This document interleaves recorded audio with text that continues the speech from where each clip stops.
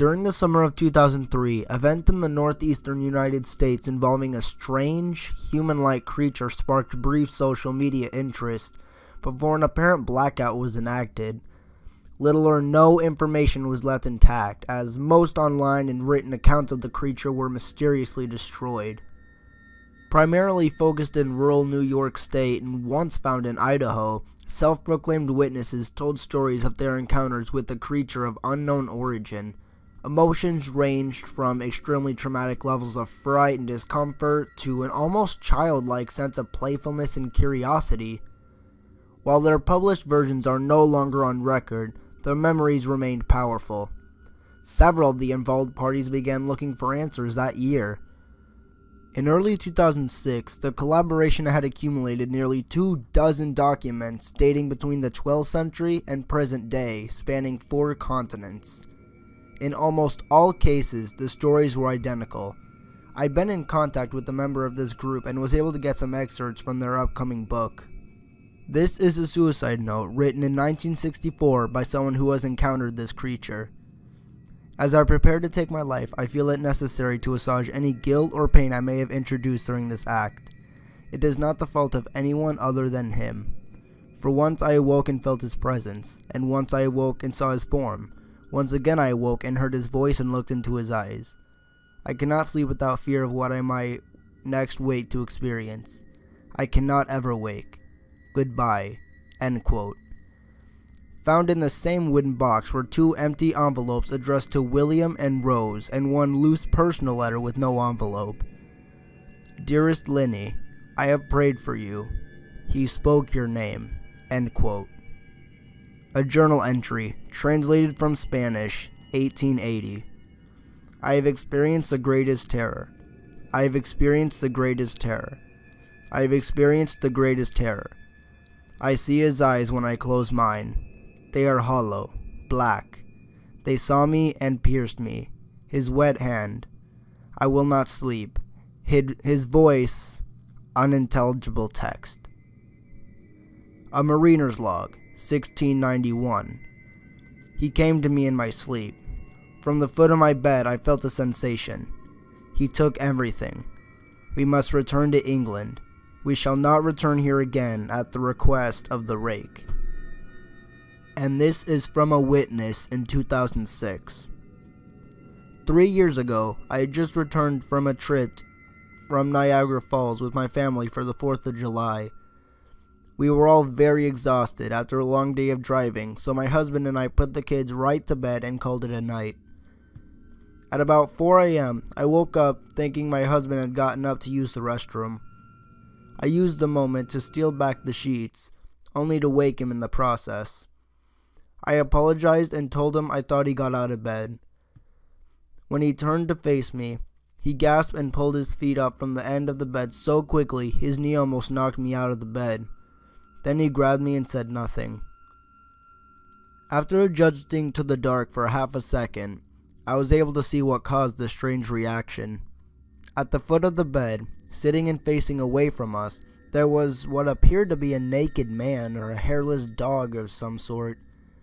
Its body position was disturbing and unnatural, as if it had been hit by a car or something.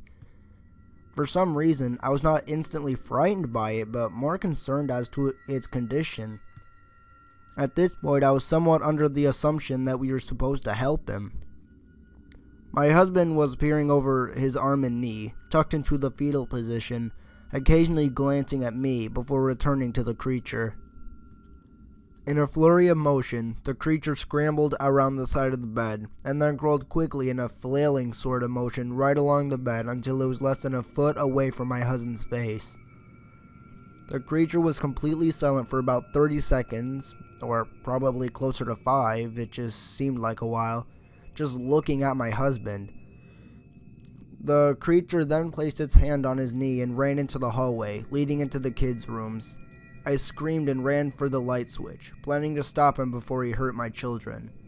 When I got to the hallway, the light from the bedroom was enough to see it crouching and hunched over about 20 feet away. He turned around and looked directly at me, covered in blood. I flipped the switch on the wall and saw my daughter, Clara. The creature ran down the stairs while my husband and I rushed to help our daughter. She was very badly injured and spoke only once in her short life. She said, "He is the Rake." My husband drove his car into a lake that night while rushing our daughter to the hospital. They didn't survive. Being in a small town, news got around pretty quickly. The police were helpful at first, and the local newspaper took a lot of interest as well. However, the story was never published, and the local television news never followed up either. For several months, my son, Justin, and I stayed in a hotel near my parents' house. After we decided to return home, I began looking for answers myself. I eventually located a man in the next town over who had a similar story.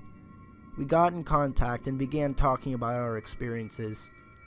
He knew of 2 other people in New York who had seen the creature we now referred to as the Rake. It took the 4 of us about 2 solid years of hunting on the internet and writing letters to come up with a small collection of what we believed to be accounts of the Rake. None of them gave any details, history, or follow-up. One journal had an entry involving the creature in its first 3 pages and never mentioned it again. A ship's log explained nothing of the encounter, saying that they were only told to leave by the Rake. That was the last entry in the log. There were, however, many instances where the creature's visit was one of a series of visits with the same person. Multiple people also mentioned being spoken to, my daughter included.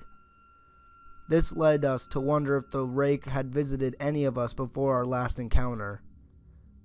I set up a digital recorder near my bed and left it running all night, every night, for 2 weeks. I could tediously scan through the sounds of me rolling around in my bed each day when I woke up. By the end of the 2nd week, I was quite used to the occasional sounds of sleep while blurring at the recording at 8 times the normal speed. This still took almost an hour out of every day. On the first day of the 3rd week, I thought I heard something different. What I found was a shrill voice. It was the Rake. I can't listen to it long enough to even begin to transcribe it. I haven't let anyone listen to it yet. All I know is that I've heard it before, and I now believe that it spoke when it was sitting in front of my husband.